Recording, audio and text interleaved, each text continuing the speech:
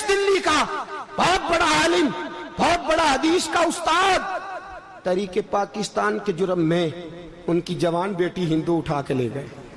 जवान बेटी हिंदू उठा के, इन जालिमों से पूछो, इन वडेरों से पूछो, तुम अपनी कुर्बानी तो बताओ।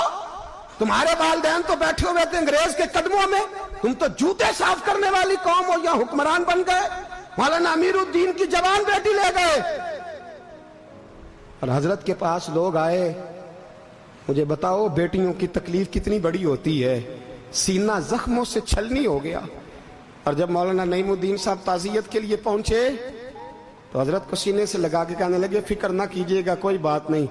मौलाना अमीरुद्दीन साहब कहने लगे, हुजूर बस पाकिस्तान बन जाए, मेरे रसूलुल्लाह के दीन का झंडा बुलंद हो जाए, एक बेटी क्या, मैं हजारों बेटियां कुर्बान करने को तैयार, मैं तैयार हूं देने के लिए औलादे। लोगों ने 10 लाख आदमी ने हिजरत की, 10 लाख 30,000 जाने एक एक दिन के अंदर कटी।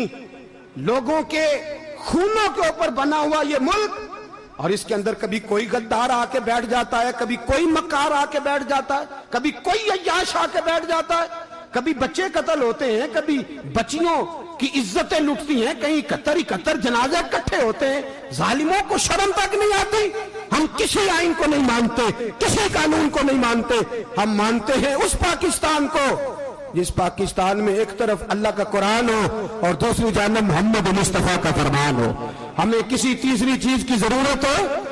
अगर सेकुलर पाकिस्तान बनाना था तो इंडिया की गवर्नमेंट तो आज भी अच्छी है पाकिस्तान से, वहां तो जमहूरियत आज भी ज्यादा पनपती है। एक दफा भी कोई डिक्टेटर नहीं आया, तमाशा लगाया हुआ है, मैं ये कर दूंगा, मैं वो कर दूंगा। पागल कौन समझते हो हमें?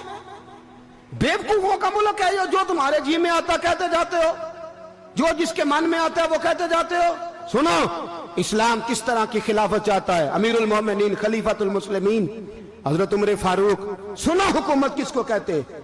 हजरत उमर गुजर रहे, फजर की नमाज के बाद 2 गलियां रह गई हैं, आज पूरा नहीं हो सका आपका दौरा, जो रात को नकाब पहन के 2 गलियां रह गई तो नकाब ओढ़ के ही फजर के बाद निकल गए। एक छप्पर है छोटा सा, एक कुटिया है, झोंपड़ी, बूढ़ी अम्मा बैठी है।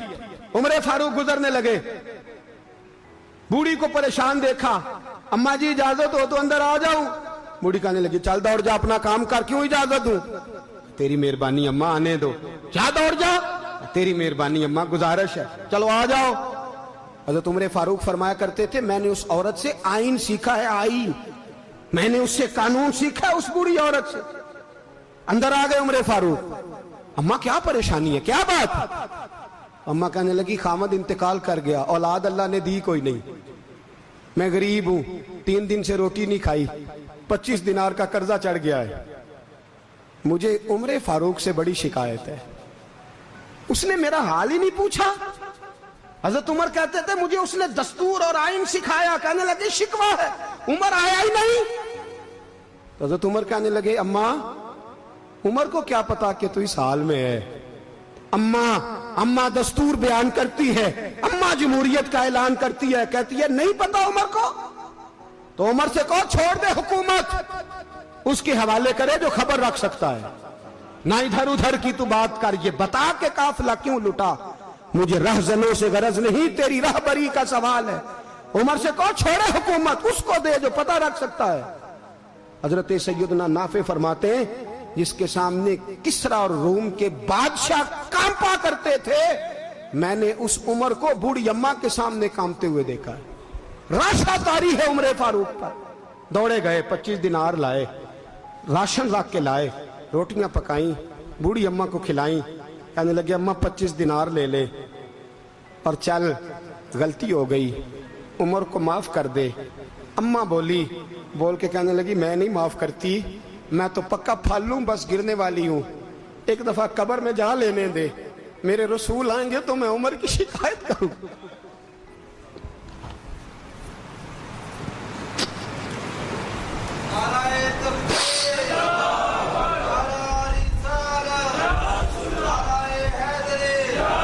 फरमाया, मैं शिकायत करूंगी महबूब पाक से और अर्ज करूंगी, हुजूर इससे पूछ, इसको निगरान बनाया गया, इसने मुझ बेवा और लवारस की खबर ही नहीं ली। यह है आईन इस्लाम, یہ ہے دستور مصطفیٰ کریم صلی اللہ علیہ وسلم۔ یہاں کتنے غریب بھوکے سوتے ہیں، کتنوں کے بچے روز اغوا ہوتے ہیں، کتنی مصیبتیں۔ گورنمنٹ کہتی ہے کچھ بھی نہیں، کچھ بھی نہیں، کچھ بھی نہیں، افواہ ہی ہے، افواہ ہی ہے۔ افواہ ہے تو اس کا علاج کیوں نہیں ہوتا؟ آپ میدان میں سرے عام آ کے اس کا اعلان کیوں نہیں کرتے؟ جاگیے اور سنیے میری بات۔ حضرت سیدنا فاروق اعظم نے 25 دینار دیے، پھر اس اماں کو کھانا دیا۔ کوئی برادری نہیں اس اماں کی، کوئی ووٹ بینک نہیں، کوئی یہ اماں کسی بڑی برادری کی نہیں جس کا 2 لاکھ ووٹ ہو۔ امیر المومنین ہو کے عمر فاروق اماں کے قدموں میں بیٹھ گئے، کہنے لگے اماں عمر کمزور ہے، حضور کا سامنا نہیں کر سکتا، تیری مہربانی نبی پاک کے سامنے شکایت نہ کرنا۔ اماں کہنے لگی چل میں تیری خاطر معاف کر دیتی، جا تو مجھے کسی اچھی ماں کا بیٹا لگتا ہے، جا تیری خاطر۔ کہنے لگے چل پھر مجھے لکھ کے دے۔ کہنے لگی میں تو ان پڑھ ہوں، تو لکھ دے میں دستخط کر دے۔ حضرت عمر نے لکھا۔ ایک بوڑھی اماں کو شکایت تھی خطاب کے بیٹے عمر سے، اور پھر وہ معاف ہو گئی۔ اماں کہتی ہے میں نے اللہ کی رضا کے لیے معاف، یہ دستخط کر دو۔ اماں کے آگے کیا تو حضرت علی آ گئے، حضرت عبداللہ ابن مسعود آ گئے، کہنے لگے عمر یہاں پھر رہے ہو، میں سارے مدینے میں ڈھونڈ رہا تھا۔ اماں اٹھ کے کھڑی ہو گئی، ہائے میں مر گئی، یہ عمر تھا، یہ میں نے کیا کیا؟ حضرت عمر کہنے لگے اماں نہ، اپنے وعدے پہ قائم رہ، تو نے جو کہا تھا اس پہ قائم رہ، ہمیں تو بتایا گیا تھا یہ والا نظام پاکستان میں آئے گا، یہ کہا تھا قائد اعظم نے، یہ رنگ ملے گا تمہیں۔ کہا ماں تو وعدے پہ قائم رہ، لکھ کے دے۔ لکھا، اماں نے سائن کیے، پھر حضرت علی سے کہنے لگے بطور گواہ آپ بھی سائن کر دو۔ پھر عبداللہ ابن مسعود سے کہنے لگے آپ بھی سائن کر دو۔ سائن ہو گئے تو جناب عمر نے رکا لپیٹا، حضرت علی کو کہنے لگے علی تو میرا دوست ہے، میری صبحوں اور شاموں سے واقف ہے، علی تو میرا رازدار ہے یار، مجھے یقین ہے کہ میں تجھ سے پہلے مر جاؤں گا، جب عمر کا انتقال ہو جائے تو یہ رکا میرے کفن میں رکھ دینا، یہ رکھنا میرے کفن میں۔ علی کہنے لگے پھر کیا ہوگا؟ اور میں جب نبی پاک میری قبر میں آ کے پوچھیں گے نا بتا تو حکمران تھا کیا کر کے آیا ہے، تو فرمایا میں رکا نکال کے عرض کروں گا سونے ایک اماں ناراض تھی میں اسے بھی راضی کر کے آیا، حضور میں راضی کر کے آؤں، یہ یا رسول اللہ میں لکھا